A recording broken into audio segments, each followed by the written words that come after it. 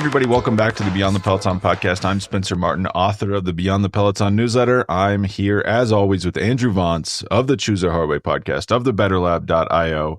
But Andrew, do you want to plug anything, including your alias, before we get going? Yeah, when Spencer and I record on the software we use, you have to type in a name. I do something to try to amuse Spencer and get a chuckle. Try to get a chuckle every week. This week, it's 10 Bag Volcano. And as you may or may not know, we are preparing for Beyond the Peloton Live in Tucson in January 2025. That means this week it is the Abandon Your Family 500. This is like the real 500-kilometer effort. You squeeze it in during an extremely busy week so that you don't have to fully abandon your family during the traditional Rafa period, which is the only time you might actually see your family if you're someone working full-time, which I'm sure most of us are. Anyhow, 10 bag. What's 10 bag a reference to? It's a reference to 10 blood bags.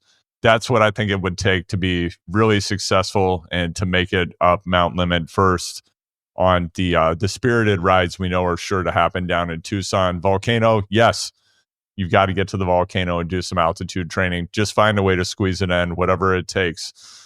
So we're looking forward to that. Spencer, I'll tell you what, like in the midst of the Abandon Your Family 500, a couple of interesting things happened this week. One, I was a guest on Joe DeSena's podcast. I think that's going to drop in the next week or two.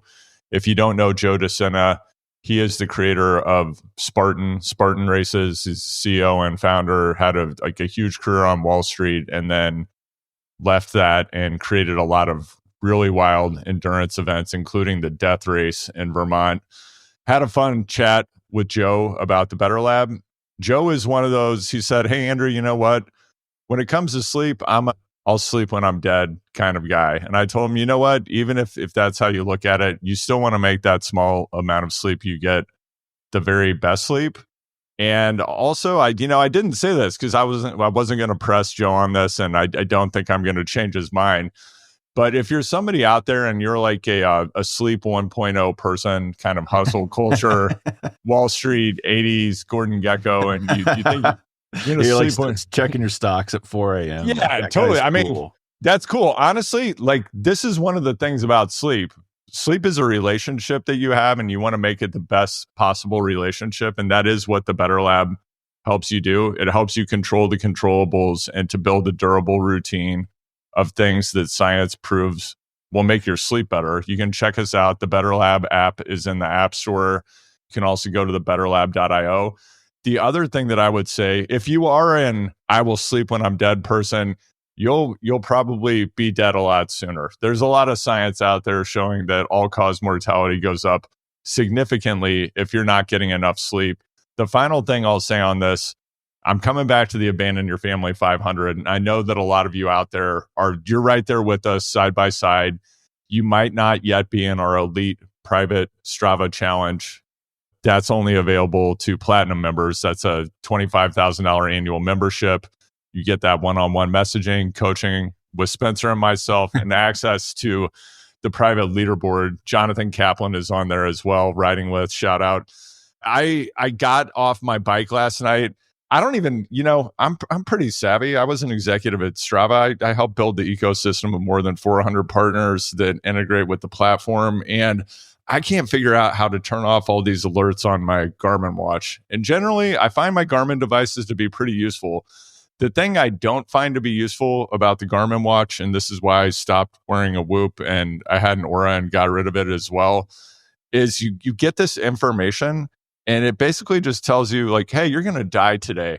So I've been training a lot. So obviously my body's a little bit fatigued. What surprises me about Garmin is it feels like no matter what I do, it always tells me it's going to take you 4 days to recover from this workout. Like no BS. I think I've gotten that message 4 times so far this week. And even in the middle of this is the biggest training block I've done since prep for the Beyond the Peloton shakeout ride at SBT. The story, I knew I was going to have to really crank it up if I wanted to be at a level where I could ride with Spencer while he was in baggy shorts with a fanny pack.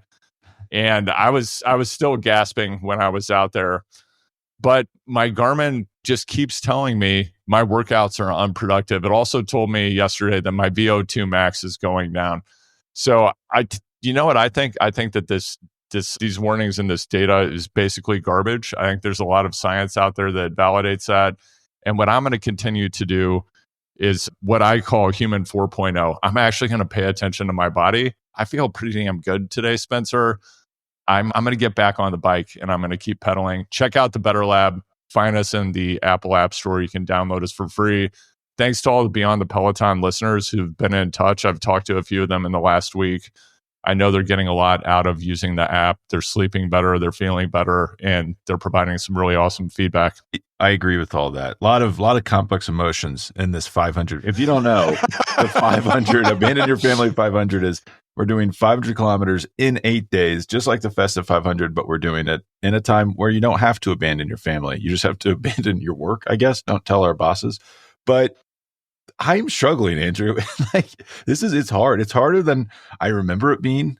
And what's really depressing is I've done the Festive 500 before without even knowing I've done the Festive 500. Right. I've just cranked out 500 kilometers, a few days over Christmas, no big deal. I did like a 25-hour block one time between Christmas and 7 days between Christmas and New Year's. And I remember being worried I was undertrained. Fingers in the nose. Yeah. Yeah. Man, 25 hours. I barely got anything in this week. So yeah, it's been, I've been having to come to terms with where I am as a person, as an athlete. We're struggling through this Festive 500. Wouldn't be able to do it without you guys. Couple important housekeeping notes. You can join the event. If you're listening to this, you want to be in it. We're halfway through. It's going to be tough for you, but just DM me, DM Andrew on Instagram, and we can add you to it. Another one, the Tucson trip is real. This is not a joke. This is not a bit. January 20th through January 24th, I believe, we're in Tucson. If you are a Tucsonian and you know a cool coffee shop, bike shop, let us know. We could maybe show up to it, record a little. We're going to ask them if they can host us. If they say no, we'll just do it anyway. We'll secretly record a live podcast like we did in Tucson or in Steamboat, and you can be there for it, and we'll ask you questions and you can be on the podcast. So let us know if you have recommendations for that. Instagram's the best way to get a hold of me. Just anyone in my family. If you're my aunt, you're my mom, you're listening to this, you want to get a hold of me, Instagram, message me. That's the only thing I ever respond to. All right. Going into, also, I know this isn't like a self-improvement podcast. It is shocking how I'll always I'll have plans to train. The day happens, it's oh my God, it's 4:20. Man, what am I gonna? I can maybe get an hour on Zwift.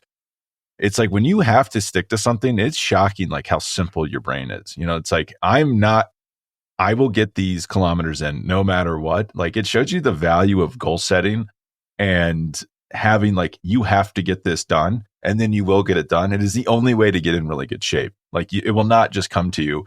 I guess that goes for other things in life. Well, but this goes back to, though, Spencer, just to pump the brakes on that.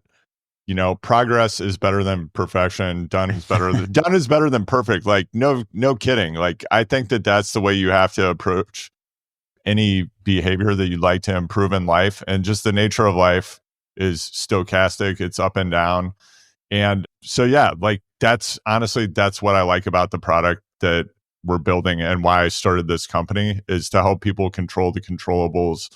Whoop's tagline is only the best obsess. If you know the best, there are times at which they will obsess, but more than anything, people who are in the best in the world at what they do are problem solvers, and they're highly adaptive, and they have to be gentle when things come up, and then they have to have goldfish brain, erase whatever problem they had and do it differently going forward. I did want to say, with what you mentioned about just having a goal and then finding a way to get it done, which again, I think is highly related to entrepreneurship, but as it relates to life and the Abandon Your Family 500, I found the same thing, which is, we're both entrepreneurs, Spencer. Sometimes just stuff comes up during the course of a day. And I actually had a couple of days this week where the day started, no kidding, I had my kid out, it was laid out. I put it out the night before. There's a lot of evidence that will help you do something if you do that.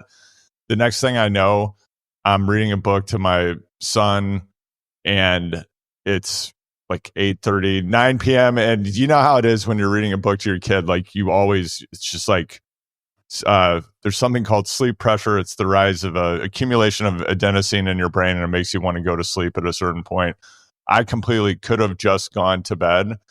And what I needed to do in order to complete the Abandon Your Family 500 was get out of that bed, go get in my kids. So by the time I did that, it was like around 9:30. I know you're thinking like, hey, you've got a sleep company and you worked out at 9:30. Well, if you look at the evidence, it's fine to work out at pretty much whatever time you can get it in. I do recommend taking a hot shower after your workout. It'll help cool your body down so you can actually go to sleep. But that's what I had to do that day. And sometimes you have to do extraordinary things over short periods of time if you want to be part of the Beyond the Peloton universe. That's what it takes. Yeah, it's funny you say. I've had the exact same experience. Like, I could go to bed in my son's room, so tired. Come out of there. I'm out at 6:50. I'm just like, I could go to bed, and then I ride, and I feel great. I think it's not really if you're like married or you want to have a social life, like every day at 7:30. All right, honey, I'll be down in the basement for 2 hours. See you never. But your wife doesn't want to talk to you anyway. Sure, yeah, her day ended and she wants to relax. So like, whatever. Throw on some Love Is Blind or whatever bullshit show that the kids are watching these days. But that I thought, I was surprised because I always thought it was like naughty. I'm like, ooh, I'm not going to sleep well. And then you said the science is actually BS on that. And I thought I've never had a hard time going to sleep after working out late at night. I've just always kind of makes you tired, right? Yeah, go figure. Hey, how about that? It like lowers your stress levels, and then you can actually go to sleep easier, in my experience. But we say all of this to say cyclocross. We really don't have anything to talk about. That's why we're just talking about sleep. Cyclocross. I did a show yesterday with Johan Bernil. There's a few things in there I would love to talk to you about. Oh boy, I can't wait. Next year, instead of Tucson, we're going to the Costa Blanca. That's where everybody is. Like, everybody in professional cycling is on this coast in Spain. I'm all in. Hey, we've got a goal. There's a center of gravity that we will move towards over the course of 2025. We'll move heaven and earth to be there so that our fans in the pro Peloton are not disappointed. And it's crazy. Like, the acts, obviously, Johan, like, managed a team for a long time, pro for a long time. Like, he's going to have access. Some people don't. But like, he's out there riding. And he's like in the middle, like the two-door team will just surround him. Like, they'll just come out of nowhere. Like, he was on a ride. Pogacar just showed up, was riding with him, chit-chat with him, stopped and like talked to his son and his friends, which is pretty freaking impressive. A lot of big, at the height of their powers like that, big athletes would not do that. I was very impressed to do that. But like, Patrick Mahomes is in Loose Park throwing the ball around. I think I'll jump in. Yeah. Like, I just jumped out, ran some routes. Mahomes was hitting. I'm going to tackle Travis Kelce. But so I'm intrigued by this access. But the thing is, we'll get to the actual training in a second. So the cyclocross schedules drop. Yeah. From the big boys, Wout van Aert, Mathieu van der Poel, Tom Pidcock. Tom Pidcock, it reminds me of myself in like third grade, sitting in the back of the class, turning your assignment in late. It's blank. There's nothing on it.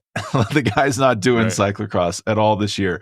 I hand up. I think I've maybe watched one cross race without these guys. So I'm sure the organizers want them. Van der Poel's doing like a respectable. It's actually kind of a large cross schedule. Yeah. Van Aert doing a blunted one makes sense. He's coming back from pretty bad knee injury. Yeah. You could argue this hasn't been helping him. I think he's just picked part one of his races is on the Costa Blanca in Spain, where he'll just be doing a training camp. Yeah. So some of this is actually pretty clever and strategic. But I know basically Van Aert's is like, I'm getting out there. I'm at home for the holidays. I'm getting out. I'm mixing it up with the old buddies. I'd be riding anyway. Pidcock just not doing it. I am excited for these races. I will watch these cross races where Van Aert and Van der Poel face off. Monday is the first. We might have an emergency pod coming right after that. But Tom Pidcock, then he had these quotes. So he moved to Q36.5. I'm sure everyone's aware. From Ineos. Ineos fought with him for years to get the guy to focus on the road. This was like main point of contention at the team. And all of a sudden now he's releasing quotes of like, I think it's time to focus on the road. Yeah. I spoke to sources within the team who say he is now completely focused on the road. This is like all he talks about. What is this? Is he trolling Ineos? What is happening right here, Andrew? Yeah, I mean, I feel like he was a naughty boy, and I feel like he misbehaved on purpose to get out of his obligations with Ineos, and clearly it seems to be exactly what it seemed on its face. He hated being a part of that team. Something really messed up has been going on over there, and he wanted to get out of that environment. I didn't realize that his coach was actually part of the team, because that's the new thing that's about to be announced, allegedly, that his coach is now leaving Ineos as well to go to Q 36.5, which, yeah. But it's like, man, what did you not have in the team that you needed? Other than, I guess there was pressure for him to try to win the Tour. Yet we saw the statement this week that I'm going to focus on one-day classics and stage racing. Stage racing. Yes. I mean, I was like, what is this guy? Is he going to do Redlands, San Dimas? Like, what? Is he going to go hit the really big races? Yeah, we're going to get Tour of the Gila. Is he going to be out there with McGill? Like Joe Martin? I don't think that's around anymore. Yeah, R.I.P.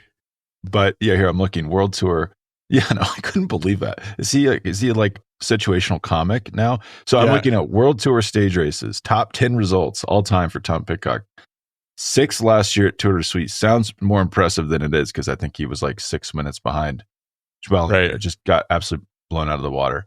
Yep. 9th at Tirreno Adriatico last year. These are not terrible results. 10th at, that's at race in 2016, junior race. He did win Tour of Alsace in 2019. Okay. He's not really a stage racer. I thought that was a really strange comment. I couldn't tell if he was joking or not, because like, what? Wasn't the whole story that Ineos was making him a stage racer? He didn't want to be a stage racer. I sat there at Roller Live and listened to the man basically say that. Right. And then now he's saying, I really want to get serious about stage racing. What are we talking about, Tom Pidcock? He is good enough. Like, if you really pay attention to his mountain bike career, like, this guy is unbelievably talented. And the reason he's been underperforming on the road is just because he's putting so much time and energy into off-road pursuits. So I don't doubt that if he wants to get top 3 at Tour of Algarve, he can do it. I would argue, is that really where his energy should be? Because I just don't think he has, I don't know, maybe I'm being overly negative. I definitely don't think he can beat Remco today and Jonas, but even the second tier of like Almeida, Adam Yates, as weird as that sounds, and like Ayuso, I don't think Tom Pidcock's on their level. I mean, those guys focus. Right. Think how hard those guys focus on time trials. Is Tom Pidcock doing that? I don't think so. Oh, man. He's very talented, though. So he can do anything he puts his mind to. I just don't know if that's a good use of his time. But let's go back. Why do we think he wanted to leave Ineos? It's just, the whole thing. Now I'm more confused than ever. It doesn't fully make sense to me. Because as you say, he's bringing his coach. Yeah. Bringing everything. And this is a new thing in that they want your coach to be an employee of the team, because what was happening is like Andrew joins Uno X. Andrew has 10 blood bags. Yeah, it's like some guy in Tucson like cooking up homemade EPO in the kitchen, and that's his coach. Like, they don't want that. They want to control your coaching situation. But this guy's leaving. I guess it was the vibes. He's running from the bad vibes of the team. Yeah, I guess so. I mean, I'm trying to think of what's an analogy with a band where they've broken up, and then it's kind of like maybe a Rage Against the Machine Audio Slave situation. Zach De La Rocha leaves. I actually don't really know what the circumstances are of why he stopped being a part of that band. They did get Chris Cornell. I did spend time with them. I wrote about them, and Chris Cornell's a really nice guy. So is Tim Comerford. But yeah, and then Zach eventually came back. Like, are we going to see a Pidcock boomerang? That would really be something, right? I think it's possible. And you did mention, Spencer, that Pidcock is probably not capable of beating Remco in a stage race. I would say that on this day, which is Friday, December 20th, 2024, he could beat Remco because Remco's incapacitated, but that might be the only time. Yeah, this is a year to get Remco's Algarve tile. Algarve and Andalusia, he could double up. He'll race both stage races at the same time. Yeah. Yeah, I don't. Yeah, man, Rage Against the Machine. That's like takes me back. It's like, man, that's powerful stuff. Did you know Leonard Peltier got screwed over by the FBI like that? That was that was a phase, folks. Different times. Yeah, crazy story. I went to high school with Leonard Peltier's grandson. Wow. I'm going to stop talking. I was going to tell a story, and I don't want that smoke, so I'm not going to tell it. You can look it up. He ended up going to prison himself for doing bad things. But that was also a wild time. Going back to cyclocross, yeah, I'm excited. I don't want anyone hunting me down from any Lawrence crime syndicates.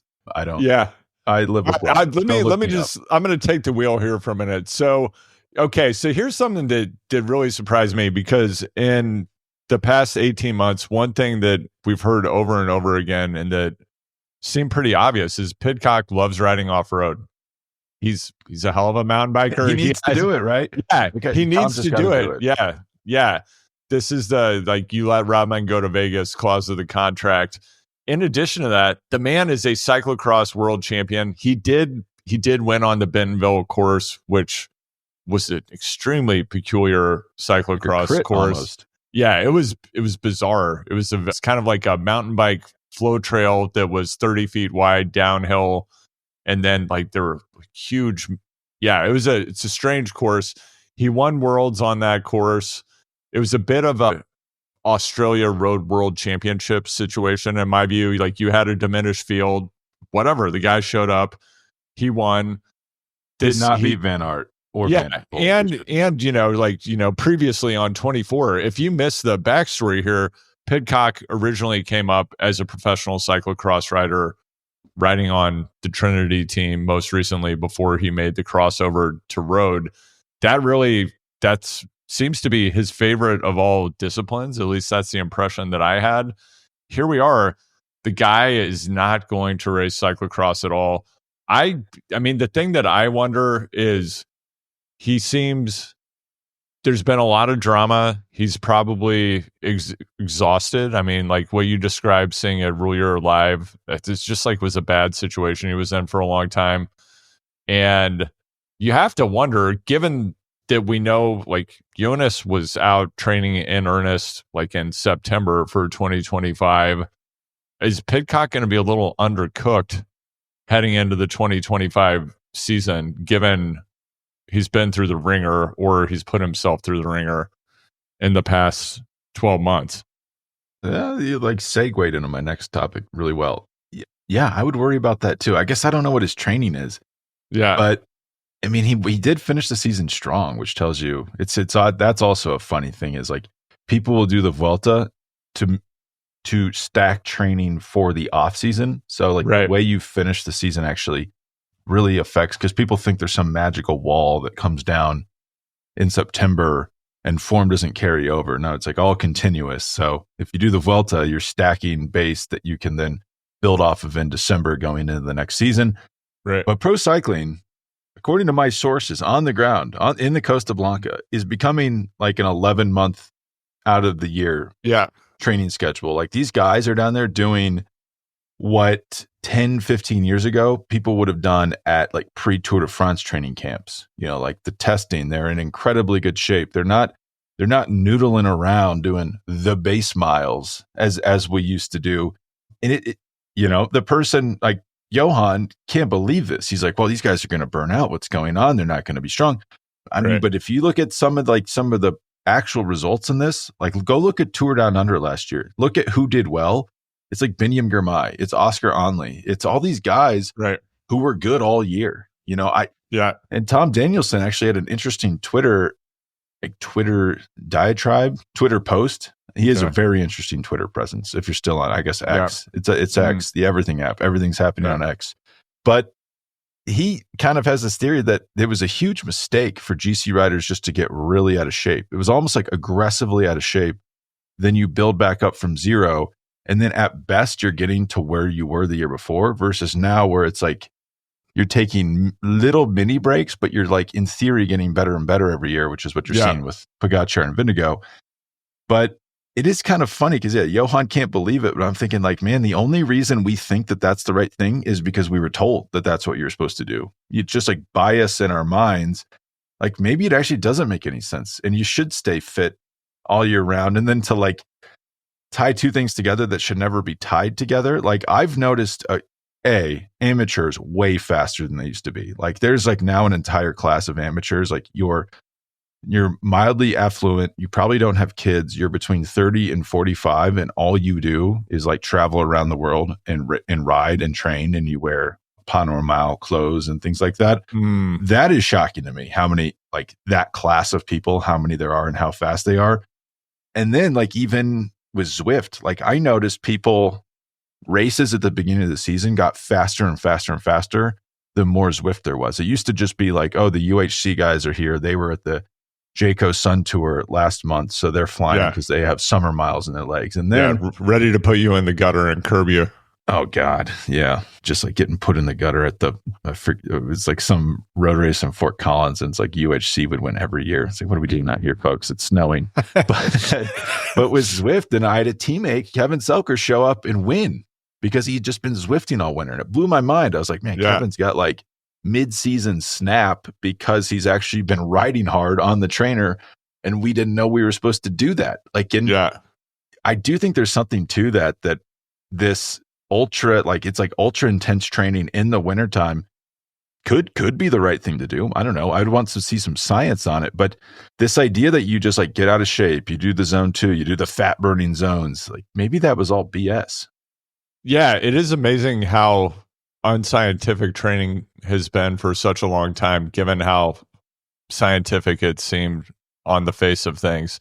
And teams are looking for every edge all the time now, but you have to wonder, what are we doing now, or what do people believe is highly effective that is actually garbage and will be disproved shortly. I mean, I think what you're generally describing is more, rather than a mesocycle. So for anybody that was a fan of the Cyclist Training Bible by Joe Friel, as I was and still am, I mean, what I used to do in the late 90s and early 2000s, and I bet there are a lot of people listening to this who did the same thing. You get Joe's book, you would photocopy the annual training program in the back of the book. This is pre-Training Peaks. And then you would write in like your target race, and then you do a bunch of math and you calculate backwards and fill in all of these tiny cells in what was basically a printed out spreadsheet to build your annual plan. And like as part of that, there's like a big period of time also when you're just doing really low intensity or taking time off the bike. Now, of course, what we're talking about is more just kind of undulating periodization. And I do think some of the advancements, I mean, like there are the advancements in nutrition and materials and quote unquote like performance engineering that's going into having these riders be prepped. I think it's also part of why I think we're likely to see a big contraction in the lifespan of careers. And I do also wonder about what the second and third order consequences are going to be for athlete health following their careers, which just, again, if you're just tuning into the world of professional sports, there are no considerations for your health following after you're out of the sport from such like a low, because look, like think like Eddie Merckx, Le Mans, those guys retired when they're like 31 years old. And I don't, not them specifically. Like I think Hino is actually quite healthy. Not like a great. They're not actually trying to. They're not building off a great foundation here. Like a lot of pro cyclists are not traditionally have not had great healthy lives after they retire. But and some of that has to do substance abuse and things like that. Yeah, sure. And there are a lot of other things going on there because, as we've talked about before, some of the demons you might harness and rechannel into being a great endurance athlete, or the transfer of addiction that might take place once you take away the kind of healthy thing like being a professional athlete, and then you got to deal with it. Like look at Jan Ullrich, right? And it's good to see that he's doing better. But one thing that I specifically wonder about, and I have talked to people in high performance about this, like a lot of amateurs out there, I tend to mirror what professionals are doing now with ingesting a much higher amount of carbohydrate when I train. And I have found it does make your training way, way, way more effective. I don't know about you, Spencer, but it's very notable to me if I'm doing a longer, intense session and if I'm doing 100 grams, 110 grams of carb per hour versus like trying to do it at 50, I just find I can perform way better with a higher level of carb. I think there is this question of if you're dumping, hundreds of pounds of maltodextrin and fructose into your body over the course of like a decade, what's going to be the long-term health impact of that? And people I've talked to say like, hey, as long as you're doing that while you're highly physically active, your body is utilizing that carbohydrate. The fructose in particular is an area of concern, but it's metabolized differently than maltodextrin. And if you're taking it within a workout, it really, like, you should be burning that fuel as you're ingesting it. So it shouldn't be a problem. But you got to wonder, like, you do that for years and years and years. What's that going to do to these people? Yeah, that's what I was going to say. I'm not totally sold on that this is going to shorten careers. The main thing I always worry about is the carbs. Like having that much sugar, basically, just cramming sugar in your body for a decade. Like, is that going to give you pre-diabetic issues? I mean, we're building gingerbread houses the other day with some Haribos. I was looking at the nutrition facts. It was shocking. It was like 4 of the gummies were something like 40% of your daily sugar. And it's like, there's people that are housing a whole not canister, whatever they come in, a bag of it, and like, they could be 700% of their daily sugar. And I guess is what you're saying, the science is saying, if you're active while you're doing that, you're burning it right off. And it doesn't matter. It's like gas coming out of a stove and the stove is lit, just get burned. Yeah. It's not an issue. Yeah. I kind of worry, like, are people going to get addicted to the sugar though? It's like, you're not training, you're sitting at home, you're slamming 15 Striker bottles an hour. It's like, what does that look like? Well, let me ask you this, Spencer. So I'm a thrifty person when it comes to my cycling nutrition. So I do the like home meth cook version of all of these products. It's probably absolutely the same. It's just deal with the mess in your kitchen. It's the exact same. It probably takes an extra 2 or 3 minutes relative to just dumping a scoop into a bottle, but my wife doesn't like it. I have a lot of containers, and I also recently decided I'm going to replicate Element and Scratch. So I've found whatever. I've just like looked up the ingredients and proportions and purchased them all. So my kit has gotten much larger. Yeah, that's the only reason not to do this is just the marital strife. Yeah, it makes financial sense. Yeah, it takes up a lot of cabinet space. But yeah, I mean, you can cook up all of this stuff at home. But the thing I was going to say is, once I get the bottles mixed, sometimes I try to. I'm getting a little detailed here, but you got to remember which is the bottle that just has water in it, because I like to always keep one of those around when I'm getting on the trainer in particular. And I don't know if you've ever had this experience, you mix one of your Volcano like high carb bottles, and you're like, okay, which one is that bottle? So you have to take a sip of them. If you ever take a sip of your high carb bottle and you're not like in the middle of working out, it is one of the most disgusting. It's disgusting. It is especially if it's warm. But I mean, have you had that experience where like you have to test the bottles and you're like, oh my God, I how can I drink this? And then you get on the bike and it's just like, give me more. It's like delicious. Yeah, you can't get enough of it. It's funny. There must be a response in your body. It's like, I need the carbs. The thing about Element, I love Element. I've had a financial relationship with Element in the past, so I'm biased, but no carbs. So it's like Element, I can easily drink that, whenever I need to, whenever I need a little pick me up. But yeah. So you really got to balance things. This is going to be a big thing for the Tucson trip. Our Element versus Scratch versus what's the other one? The Morton ratio. Like, that's right. Who's going to take too much Morton and have to stop on the side of the road because their stomach is not agreeing with them. But moving on, Well, I gotta say though, like I think the big question with the trip is, since you have the shortest flight, are you going to be the mule for all of the ingredients? Will you have them in your bag? It's like I can't fly. I mean, I've done this again. I'm sure you've had this experience. Like when I traveled the Steamboat, I knew that my bag was going to get searched because I'm flying with a bike. So I have all of the ingredients for my drink mix, all of which are white powders and like giant Ziplocs. So I have like handwritten Post-its on each bag. It's like maltodextrin, sport drink, so that when my bag gets open, they're not like, what's going on here? This guy's carrying like 2 kilos of powder. I took like kilos worth of Element into France this summer, and there was questions asked at the field airport about what was in those bags. All right, Astana, how can I get an XDS bike? Yeah, well, Vinokurov, when's it going to show up? This is the topic. So okay, interesting. I do these like complex. I don't know what I'm doing. I'm like going through spreadsheets. I'm trying to write these posts for the newsletter, and I get lost in the numbers. But the best team, if you just look at like riders out, riders in, the value of those riders based on how many points they generate, the best team this offseason, Astana. You would not necessarily guess that. It's basically because they lost like half their team that did nothing. Yeah. And I'm counting them 1, 2, 3, 4, 5, 6, 7, 8 of them were Estonian, or not Estonian, Kazakhstani. So right.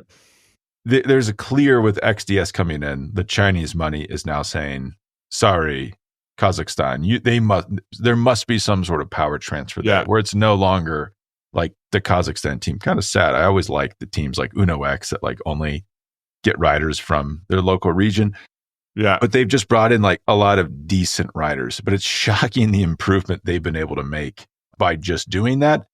And they're riding these new bikes, XLab. Their sponsor, I guess owner, is XDS. XDS is a carbon fiber manufacturer and a bike manufacturer. There's something like they roll a bike off the line something like every second. So as I'm saying this sentence, they have a fleet of bikes created. I don't fully understand. I need to know more about this business, but apparently they make a lot of like Trek, like they'll make Trek bikes. Right. Like that's how sophisticated this factory is. The company's called XLab. The bike that they're riding is the company's called XDS. The bike is called XLab. It looks great. I like it. Have you tried to buy an XLab bike? I have actually. Yeah, I'm actually on their website right now. And what you see, the only road bike that I see is the XDS 8350 20 speed. And it's $1,000 and made from aluminum. This is not the world tour bike. And then there are a lot of beach cruisers, e-bikes, stuff like that. So they're like a meta bike company. They're a manufacturer of manufacturers. Yeah. And it's like they have no consumer presence at all. Right. You start to wonder, like, why are they doing this? So like I see this XLab bike. I think it looks amazing. And maybe this is like territory issues. Like, is part of the deal with Trek that they can make their bikes, but they can't sell their own bikes in the US? I don't know, but it's so strange. I've never seen anything like this. I'm like, wow, this bike is cool. I literally cannot find it to buy it. So then you're like, well, why are you sponsoring the team? What's the whole point of this? Nah, I have no idea. I mean, maybe I have thoughts on what might be going on there, but yeah, it's peculiar. And I'm also just thinking about the American market is likely not the target here. I don't think. Like, I'm wondering if this is like a Dare type of thing. The Dare bike, of course, the coolest bike that was being ridden in the World Tour last year, that was not their most recent model that was being ridden at the Tour was not commercially available. It is now. It was being ridden by Uno X, who have now, much to my disappointment, switched to Ridley. But the Dare bike's not available in the United States. Same as Cube, another brand that, I don't know, they look neat. I like Cube. Cube is like the hipster Canyon. You're like, oh, you got a Canyon? I got a Cube. Exact same freaking bike. Yeah. What's going on here too is like the secret war in cycling at the moment is, so Dare is a Taiwanese company. What happened for years, decades, is Trek, Specialized, etc., would go to factories in Taiwan originally and say, I want some bikes. And these Taiwanese factories, they said, we got here's some molds. And they would make these molds for like, it's like $20,000 or something. And then that's your run. You make, 50 molds, each size. It's your different models, all your size runs. And then you make your bikes. This Taiwanese company makes your bikes, ships them over to you. Maybe they put OEM parts on. It gets complicated with all the components. We don't have to worry about that. But then what's happening now, and then Taiwan got more expensive. So they started going to mainland Chinese companies, which were cheaper. This is where XDS comes in. So you have the original, like old line Taiwanese factories. Then you have the new line mainland China company. We're going to get shut down for even referring to these as two separate places. But then the Chinese companies, like China Carbon comes in. So you have these cheaper Chinese factories. And that's when it's like, man, I ordered a wheel set for $200 online. Yeah, totally.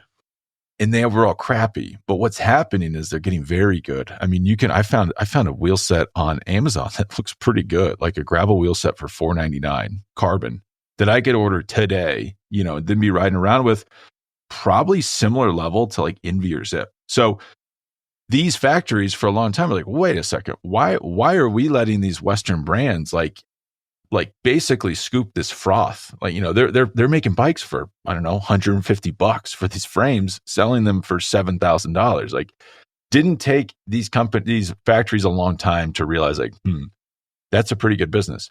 So now they're coming out with their own bikes. Like Dare is basically just a Taiwanese factory that is now releasing their own bikes. And there has to be some panic at Specialized and Trek, but they have strong brands. Maybe you don't feel comfortable buying a bike and you don't know the brand. We have noticed, you and I, that in Australia, like in Asia Pacific, a lot less anxiety about that. They're just buying the Chinese Carbon brands, and that's acceptable now. The big thing is wheels, because these wheels are expensive from Zip, Envy, etc.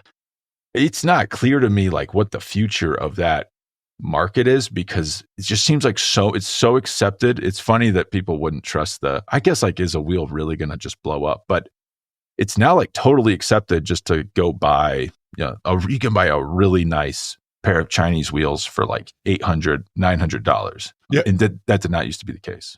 Yeah. And in case you're wondering, yes, you are listening to the Nero podcast. This is, that's the big reveal, is like, we're actually the Nero show.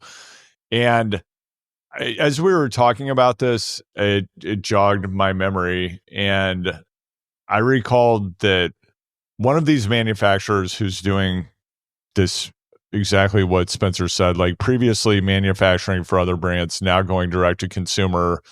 And previously it was one of those, like, you order something, you wonder if it's going to show up, it takes 4 months. And now, like, they're a pretty big brand globally in North America, probably have a warehouse somewhere in North America, is WindSpace. Yeah. WindSpace is the maker of the Loon Hyper wheels. Great name. They were relatively cheap, and it's interesting because their prices have now started to creep up in the direction of the MV Zip level. So they're going after bigger margin as they have a bigger consumer facing presence. And they have a continental team called WindSpace, riding WindSpace bikes and hyper wheels. And I just recalled that their kit was being used in some World Tour races last year. And in fact, Team WindSpace did race at Paris-Roubaix, and they were on the hyper wheels. I will say, this all sounds great. If you go and you try to buy this Dare, the latest Dare bike, which I personally think is probably the coolest looking. Sorry, I just triggered their YouTube video. I think this Dare bike is the coolest road bike in the World Tour right now. Or I guess maybe it's no longer in the World Tour. It was last year. It's frame set. I mean, it's someone from the Specialized marketing department running this company now.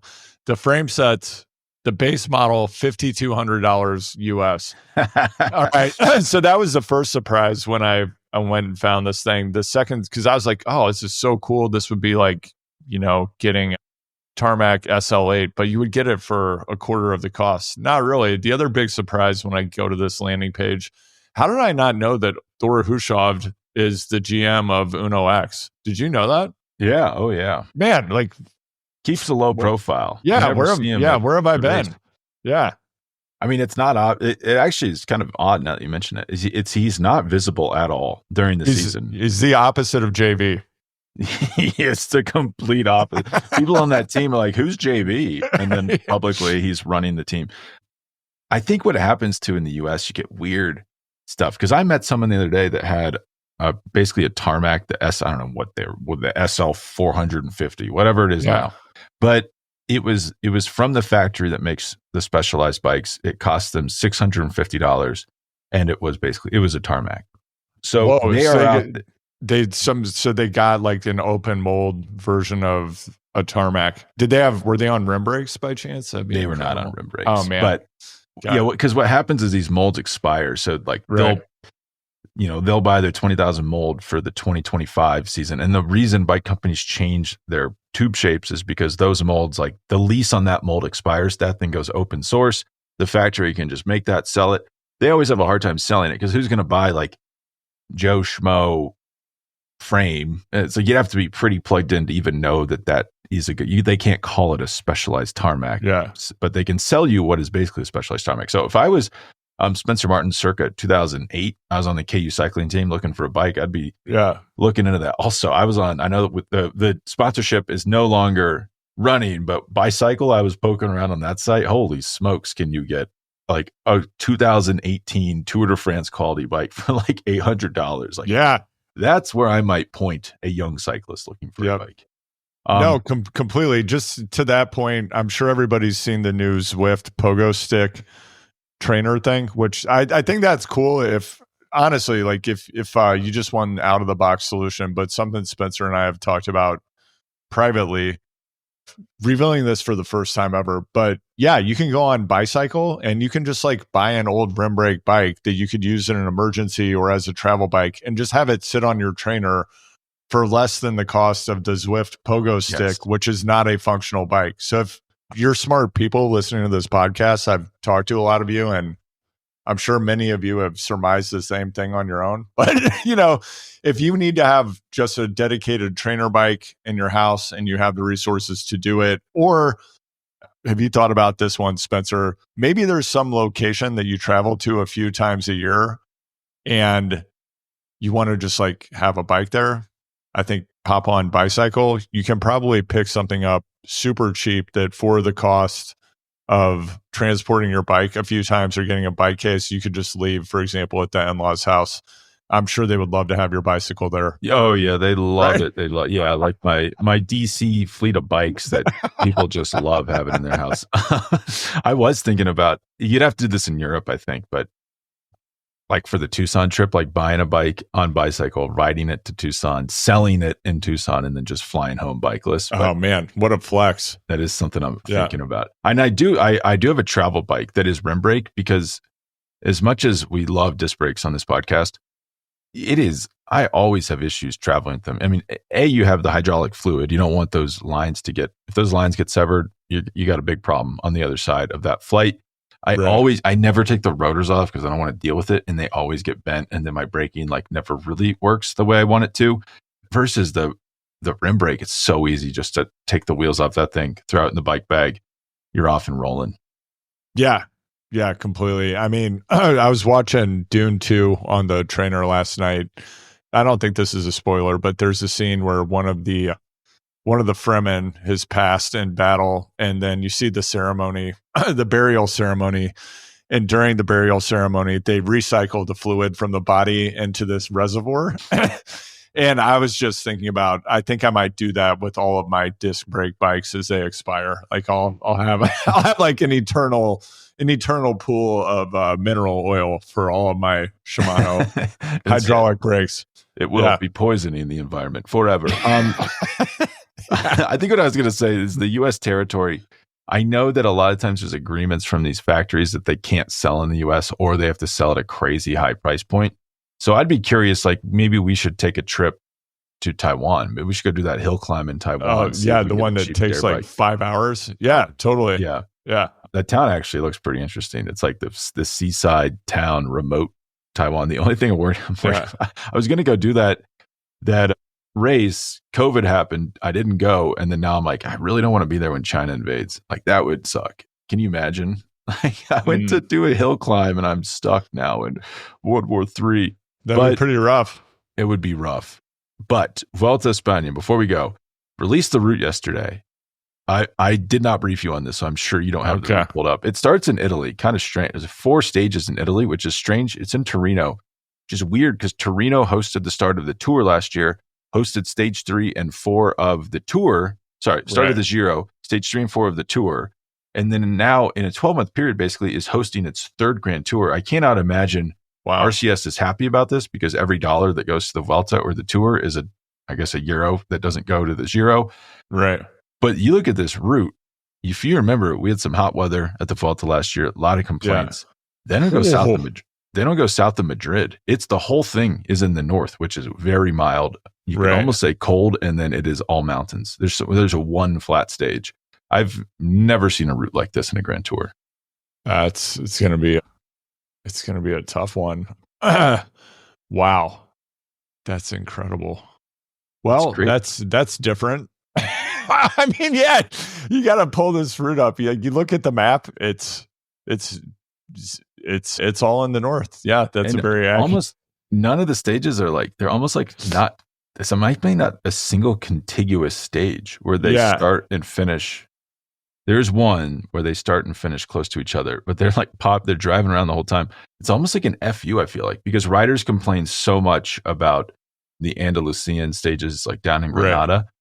And it's like, oh, okay. All right. You want to complain about the hot weather? How about doing a mountain stage every day and doing transfers every day? Like, it's very weird. I've never seen, and maybe this route was already planned before last year's Vuelta happened, but kind of makes me wonder, like, are the days of southern Spain in August, is that over? I mean, I guess certainly they'll go back to collect the start finish fees at some point, but it did feel like it was the first time where I've like felt like, sometimes I feel like if it's 85 degrees in Europe and they have to race, they're like, it's too hot to race. But those were like legit hot days, like over 100 degrees. You're like, should they really be racing at 2 p.m? Yeah, the thing that this is making me think about is the numerous times that people have attempted to have a tour of America, like a tour of the United States, analogous to the Tour de France. I just did a quick Google because I know that there was some hyper successful business person who said they were going to do this about a decade ago. What came up instead was apparently there was an attempt to do this that was going to launch in the summer of 2024. Again, a very worthy effort. It did not happen. And this was going to be an elite women's professional stage race. And the concept was that it would rotate to different parts of the United States every year. I like this idea. Unfortunately, it didn't happen. And it's always, this is the feeling I'm having right now is similar to when you go to try to register for a bike race and you get the like 2008 webpage and you're just like, how do I get the modern one?